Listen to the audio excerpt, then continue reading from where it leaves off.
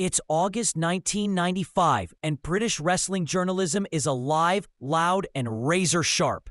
Power Slam issue 13 drops onto newsstands like a steel chair wrapped in print. The cover shouts the truth of the times. Bret Hart trapped in no man's land. The 1-2-3 kid questioning his future. Jushin Thunder Liger returning to the skies, and Rocco Rock promising to tell it all. Inside. Editor Finn Martin and his team slice through the business with precision, humor, and the kind of honesty that made Power Slam essential reading for fans who'd outgrown fairy tales.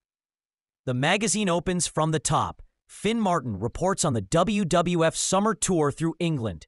6,500 fans at the NEC, watching Duke the Dumpster Droz pin Jean-Pierre Lafitte, Alundra Blaze survive Bertha Faye, and Bret Hart stumble past Hakushi before The Undertaker ends the night by defeating Kama.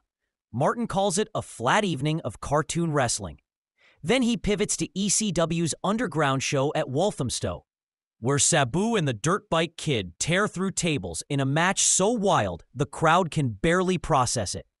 One bout better than 8 WWF matches combined, Martin writes, and that single sentence defines Power Slam's tone: sharp, fearless, and true. The news section reads like a seismic map of mid-90s wrestling. Shane Douglas, the man who once swore he'd never work for Vince McMahon, is suddenly in talks to return, rumored to host his own Raw is War-style talk segment. Dustin Rhodes is rebranding as a mysterious cowboy known only as the Outlaw.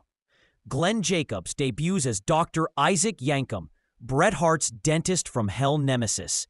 On the fall WWF tour, Diesel headlines alongside Sid, Owen, Yokozuna, and Razor Ramon, while rumors swirl that Shawn Michaels will dethrone Jeff Jarrett for the Intercontinental title and unify it against Sid at SummerSlam.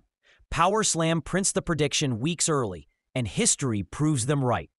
Down south, WCW's Great American Bash earns rare applause. Brian Pillman and Alex Wright steal the show.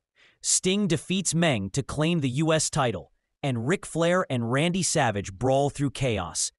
Behind the curtain, Kevin Sullivan replaces Flair as Booker, and Hulk Hogan opens his new restaurant, Pastamania, inside Mall of America. The ink barely dries on another rumor. Turner's new Monday Night Wrestling show is coming to TNT. It has no name yet, but soon the world will know it as Nitro. The international pages gleam with credibility. Koji Kanemoto beats Sabu for New Japan's junior heavyweight crown. Aja Kong regains the WWWA title. Akira Hokuto marries Kensuke Sasaki. Finn Martin's correspondents paint a global sport evolving faster than American TV can follow. Ian Robinson's stateside column counters the gloom. He highlights bright sparks. Jean-Pierre Lafitte's pirate gimmick that actually works. Raven and Stevie Richards redefining charisma in ECW. Regal and Eaton's Blue Bloods carrying the WCW tag division, and Koji Kanemoto reinventing himself after shedding the tiger mask. Robinson's optimism feels almost rebellious. He sees promise where others see burnout. Then the acid tongue of stately Wayne Manor strikes. His Matt Musings column answers angry readers with equal fire. "You don't know shit about wrestling," one writes. Manor replies with a barrage of trivia and sarcasm, dropping gems about Arn Anderson chauffeuring Ric Flair, Paul E. Dangerously earning his nickname through reckless driving, Abdullah the Butcher storing coins in his scars, and Cactus Jack jumping off his own house just to feel alive. It's the voice of the ultimate insider, half journalist, half comedian, 100% attitude. Feature time. First up, King Mabel. Finn Martin's recap of the 1995 King of the Ring reads like disbelief in print. Shawn Michaels out early. The finals, Mabel versus Savio Vega lumbering across the ring. And then it happens. Mabel, the purple-clad half of Men on a Mission, crowned King of the Ring. Martin doesn't rant. He dissects the absurdity. Vince McMahon's quest for larger-than-life spectacle has turned parody. Its criticism delivered with surgical calm. The trademark Power Slam balance of intellect and exasperation. Next, at the crossroads. Rachel McFadden's profile of the 123 Kid is quietly heartbreaking.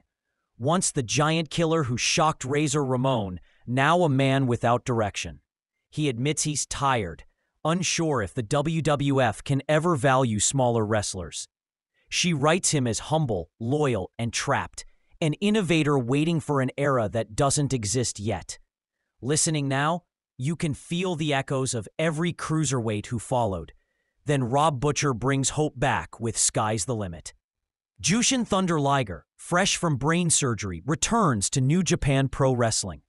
Butcher documents his rehabilitation, his first match back, and the explosion of the junior heavyweight scene he inspired. He reminds readers that while the WWF chases gimmicks, Japan still treats wrestling as art. It's a love letter to athleticism. The centerpiece interview delivers raw energy. Rocco Rock of the Public Enemy talks to Power Slam with zero filter. He describes ECW's chaos.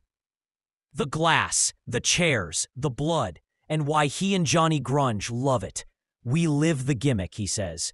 Finn Martin's transcription captures the rhythm of Philly itself. Loud, brash, proud of the madness. Then the headline feature, No Man's Land, Bret Hart's Lost Year. Martin writes like a surgeon, charting how the excellence of execution became wrestling's forgotten man. Once the moral center of the WWF, now buried beneath Diesel's corporate charisma. The matches with Hakushi and Lafitte are described as mechanically flawless, but emotionally empty. He laments that Hart is stranded between eras, too traditional for the cartoon, too polished for the chaos. It reads as both obituary and warning. Next comes the carnage of Bloodsport. Ian and Axel Rotten's Taipei deathmatch in ECW.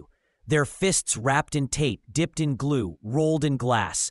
Power Slam calls them round the bend, but applauds their courage. It's grotesque, yet magnetic, the kind of spectacle that made Extreme Championship Wrestling a movement.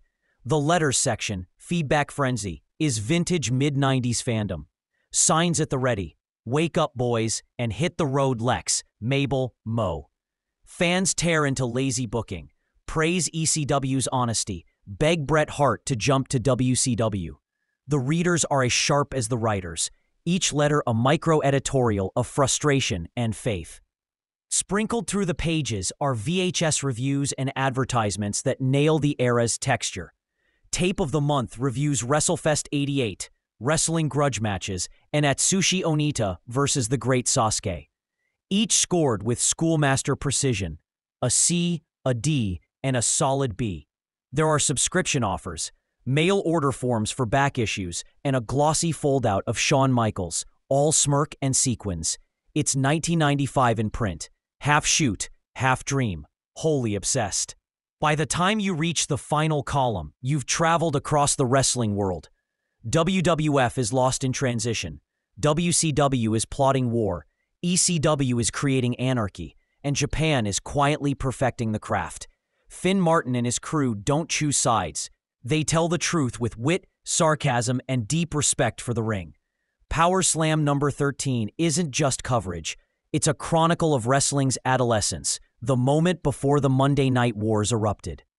When the old world was cracking and something wild was clawing its way out. When you close the issue, you hear the hum of the CRT TV, the hiss of a VCR, the thud of a steel chair.